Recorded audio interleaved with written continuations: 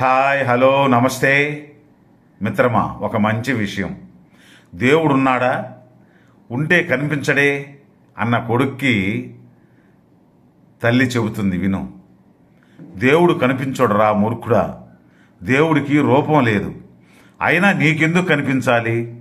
నువ్వేమైనా మంచి చేశావా? మంచి చెయ్యి. మంచి చేస్తే తప్పగా కనిపిస్తాడు ఏదో ఒక రూపంలో. నేను మంచి చేశాను. ఏం చేశావు? నాన్న నాకు వాచ్ కొనుక్కోమని డబ్బులిచ్చాడు. అది నా ఫ్రెండ్ నాన్నకి ఆరోగ్యం సరిలేక వాడికి ఎగ్జామ్ ఫీజు కట్టలేదు.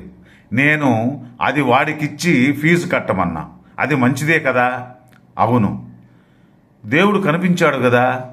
వాడికి నీ రూపంలో కనిపించాడు కాబట్టే వాడు ఫీజు కట్టగలిగాడు.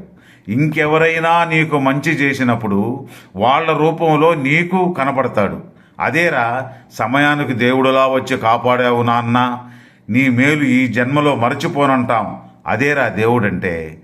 కనపడకపోవడం ఏమిటి? ఆయనకు రూపం లేదు, అందరిలోనూ ఉంటాడు. అందరూ ఆయన రూపాలే. అందుకే ఒక రూపం అనేది లేనివాడే దేవుడు. ఉదాహరణకి గాలి, కరెంటు, అదృష్టం అంటే లక్కీ, ఇలా మన కంటికి కనపడనవన్నీ దేవుడి ప్రతిరూపాలే.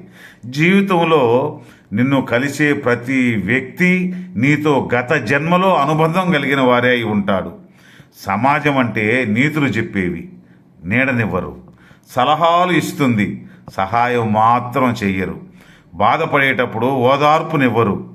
బాగున్నామంటే చాలా బాధపడిపోతారు. అదేరా సమాజం. తెలుసుకుని బతుకు, లేకుంటే మోసపోతావు. మంచితనం మహావృక్షం లాంటిది. ఎవరు ఎంత నరికినా మరలా చిగురుస్తూనే ఉంటుంది. పిచ్చి మొక్కలు అలా కాదు. ఒకసారి ఎండిపోయినా చిగురించవు, చచ్చిపోతాయి.